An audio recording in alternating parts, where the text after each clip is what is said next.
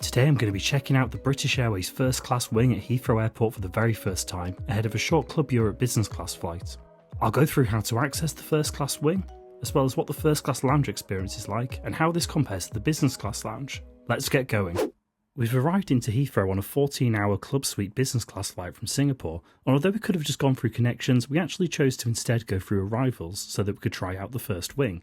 But if you're arriving normally at the airport, just make your way to Terminal 5 departures and head all the way over to the right hand side. Now, as the name suggests, the first wing and lounge is for first class passengers. We arrived on a business class flight and we're also leaving in business class too, so how were we able to access the first wing and lounge? This is all thanks to my gold status with British Airways, which I achieved from earning 1500 tier points within a year. Tier points are earned from flying with BA and its partners, and you'll earn more points from flying longer distances or in higher cabins. More info on how to obtain this status is in the linked video below. But let's take a look at that experience and see what that status actually gets you. Now, T5 departures is quite big, so it's actually quite a long walk to get all the way down to the first wing. But once we did finally get over there, we were let straight through, and we got through to an area where there would be queues to check in bags. Now, we weren't checking any bags today, but it was great to see that there were plenty of desks available, and there were also plenty of seating options if you did need to wait. You've then got separate security, which is just for first class, but the staff here were pretty terrible, to be honest. I think one of the guys was determined to break everything that was in people's bags. He was just slamming people's bags around. Just really miserable. But after this, we made our way through a corridor of Range Rover adverts, before we landed straight in the first class lounge with the sight of the iconic horse lamp. The lounge had a good variety of seating options that at this time in the morning were all looking fairly quiet. The lounge did get really busy later on though, but initially when we first arrived we had our choice of seats. Unfortunately, Kelly wasn't feeling very well, so we did try to find a quiet part of the lounge where she'd be able to have a bit of a lie down, and thankfully this area worked well for that. I left Kelly to try and get some rest and decided to go see what kind of food and drink offering was available. To drink, there was free pour spirits and champagne, as well as a fully manned bar. There was a good breakfast buffet that did look a bit similar to the business class lounge, but there were a few unique options as well, such as the pancake area. But I went for a full English, and I did find actually the quality seemed to be better than the business class lounge, even though the options were similar. For example, the sausage and eggs did seem to be a bit of a better quality in the first lounge, albeit not a drastic difference. I grabbed myself coffee from one of the coffee machines. These are the same as in the business class lounge as well. But I think generally speaking the seating options are a bit better in the first lounge. Lots of really comfy seats and plenty of charging options available as well. That said, the seating has improved in the business lounge recently as well, so again, not a huge difference here. One big advantage the first lounge has over the business class lounges though is the amount of natural light. There's this nice sort of terrace area, and although it is still inside, it's got nice outdoor views over to the tarmac. And as the sun started to rise, this became a really nice place to hang out. There is a similar space to this in the Gallery's North Lounge, which is one of the business class lounges in Terminal 5. However, I've just found that lounge to be really busy every time I've been there. Another difference that I noticed between the first class and the business class lounge is that the first lounge seemed to have a bit more artwork or decorative things around just to make the place feel a bit nicer. And there are also QR codes at every table where you could do table service. And as well as ordering your standard beer, wine and soft drinks, you could also get cocktails ordered directly to your table.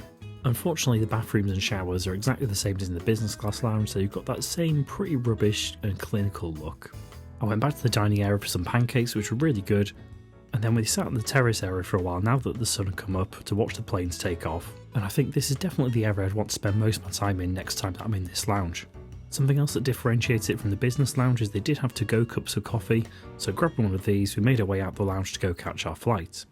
Overall, is the first class lounge a big elevation from the business class lounge? Well, no, it's not, but it's also not really for first class passengers. Despite its name, those who are actually travelling in first class will have access to the Concord room, which is a much nicer space with better food and drink options. So the first class lounge is really just for those with gold status with BA. And I think looking at it under that lens, I think it's good enough. It definitely gives a better experience than you get in the normal business class lounge. And whilst it might not be too competitive on the global scale in terms of first class lounges, it's still a perfectly nice space to spend a couple of hours. When we made it over to our gate, we were shocked to find that we were actually boarding on time for once. This never happens on this flight up to Newcastle.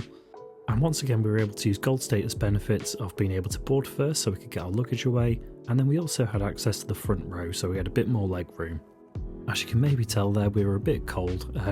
Just landed from Singapore and it was definitely a lot more chilly in London. Thankfully boarding didn't seem to take too long, which is a good thing for me because sat in 1C, everyone walking past was bashing me with their bags.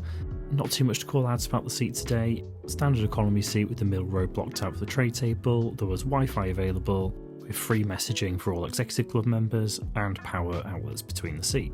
And it wasn't too long before we were pushing back for an on-time departure.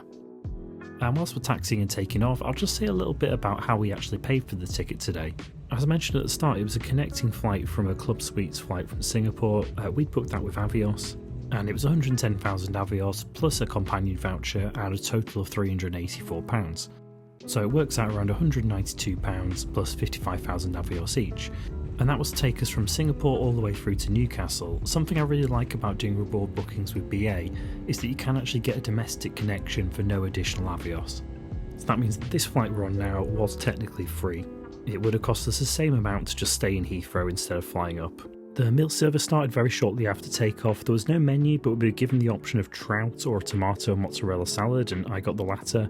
Didn't enjoy it. Out of dozens of Club Europe flights I've taken, this has definitely got to be the worst meal I've had. They do tend to be more basic meals on these short flights, but you do sometimes get like quite a nice beef salad or something like that. Sadly not this time around, but I was relatively full from the lounge. And the tiramisu dessert was at least decent. I just stuck with a Coke today, but a full bar service is available. In the bathrooms, not too much to call out, although there are Molton Brown amenities. And the flight was over in no time. I think whenever you have these short hops and you have a meal service involved, the flight itself just feels so quick. So we were soon making our descent into quite a frosty Newcastle. We were pretty gutted to be returning from a really good holiday, but thankfully we do have a 3-month career break starting very soon that will involve a lot of travel, going to some really exciting places and taking a lot of great flights, so lots to look forward to. So if you're not already, make sure you subscribe to the channel so you don't miss out on any of that. And if you want to learn a bit more about some of the best ways to get gold status with British Airways, I've got a few videos on this subject on the channel, but I recommend you start with watching this one next.